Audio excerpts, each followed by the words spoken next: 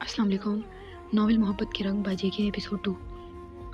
उसने उसे देखा और खुद पर पहना हुआ कोट जल्दी से उतारते उसने उसे ज़मीन पर फेंका और अपने शूज़ के साथ उस पर चढ़ते उसने उसे कमीनगी भरी मुस्कुराहट से देखा।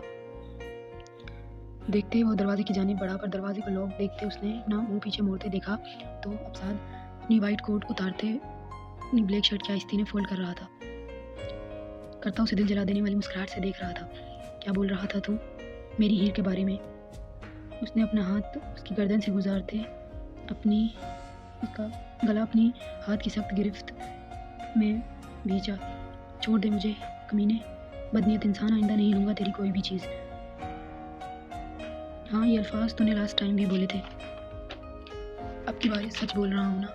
हाँ, ये सच तो हर दफ़ा ही बोलता है। बस करो तुम दोनों।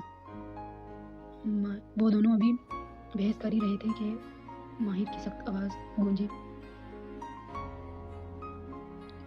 माहिर ने उन्हें देखा जो पिछले 15 मिनट से एक दूसरे से लड़ रहे थे। माहिर की सख्त आवाज़ सुनते वो दोनों सीधे खड़े हुए। बैठो यहाँ। उसने अपने सामने पड़ी चेयर्स की जानिब इशारा किया तो वो दोनों अब शराफत से उसके सामने पड़ी चेयर्स पर बैठ गए थे।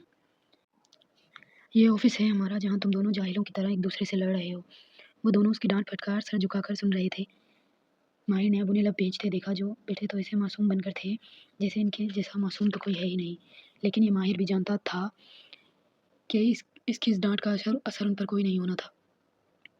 साथ को अपनी चीज़ों को जिस कदर संभाल कर रखने की आदत थी तो जे को उतना ही शौक था उसकी चीज़ को इस्तेमाल कर कर उनका बुरा हाल उसकी चीज़ों को इस्तेमाल कर कर उनका बुरा हाल करने का।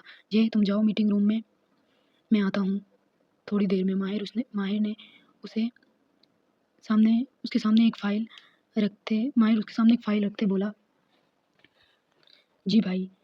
वो कहता हुआ फ़ाइल पकड़ते अपनी चेयर से उठा और अपना लैपटॉप उठाते स्लाइडिंग डोर की जानिब की तरफ बढ़ा जिसके उस तरफ उसका रूम था। लेकिन वो जाते जाते साद का वाइट कोट उठाना नहीं भूला था। माहिर ने अब साद को देखा जो उसे कब से घूर रहा था। तो रोया है? साद ने उसे देखते हुए कहा जो अब अपना लैपटॉप खोल रहा था। नहीं, मैं क्यों रोने लगा भला? माहिर ने जल्दी से कहते हुए अपनी आंखें लैपटॉप पर मरकूज़ की। और तुझे क्यों लगता है कि तू अपनी इन काली आंखों में उभरती नमी मुझसे छुपा सकता है कभी? साद ने अपनी एक आईब्रो उचकाते उसे देखते हुए कहा। खैर तू सुना, अशर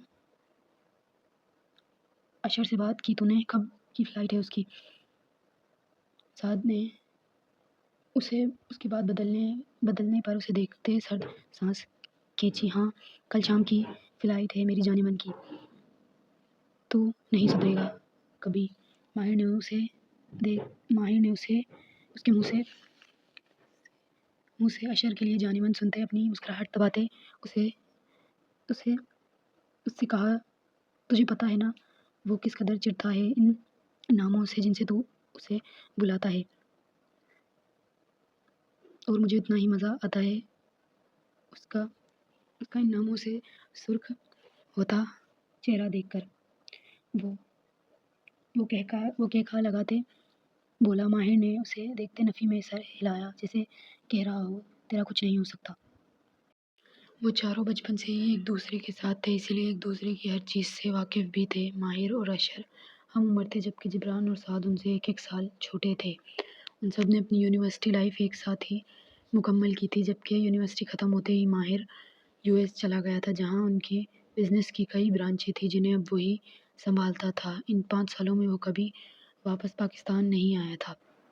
अशर और जिब्रान भी अपनी डिग्रियां मुकम्मल करते अब अपने फैमिली बिजनेसेस संभाल रहे थे, जबकि साथ उसकी कई सारे होटल्स और रेस्टोरेंट्स की चेन थी जिन्हें बनाने का ख्वाब उसने बहुत कम उम्र से ही देखा था। अपने पहले रेस्टोरेंट की बुनियाद उसने अपनी इंटर मुकम्मल करते ही रखी थी, जिनसे कामयाबी हासिल करते उसने आज उसके पास पूरी होटल्स और रेस्टोरेंट्स की चेन थी। कल मीटिंग्स थी ना तेरी, क्या बना उनका? बहुत बुरी रही। अबे यार, वो गोरा कहता है कि और रेस्टोरेंट उसके नाम पर होगा, जबकि मेहनत और पैसा सारा मेरा है। यह मेरा, अरे भाई मेरा मेहनत का पैसा है, कोई मैंने लूट थोड़ी, मैंने ख़जाना थोड़ी लूटा है कहीं से। इससे बेहतर है मैं अपने पाकिस्तान में ही कोई होटल या रेस्टोरेंट खोल लूँ। हाँ, मैंने तो पहले ही कहा था। हाँ, मैं भी यही सोच रहा हूँ। अज़लान से बात करता हूँ शाम, किसी अच्छी सी जगह, कोई अच्छी सी बिल्डिंग देखकर बताए वो मुझे। हाँ ठीक है, वो अभी बात कर ही रहे थे कि उसके ऑफ़िस का डोर नॉक हुआ। उसने इजाज़त दी तो उसकी सेक्रेटरी रूम में दाखिल हुई। सर, आपकी मीटिंग रूम में वेट कर रहे हैं सब आपका। उसने, हाँ वे, तुम मीटिंग शुरू करो, मैं आता हूँ, वो कहता हुआ चेयर से खड़ा हुआ और कोट के बटन बंद करता हुआ साथ को इशारा करता हुआ दरवाजे की जानिब बढ़ा। जबकि साथ ने एक निगाह पूरे रूम में डाली तो सारे रूम में ब्लैक कलर देखते उसने बुरा समूह बनाया और आराम की गर्ज से सोफ़े की जानिब बढ़ा।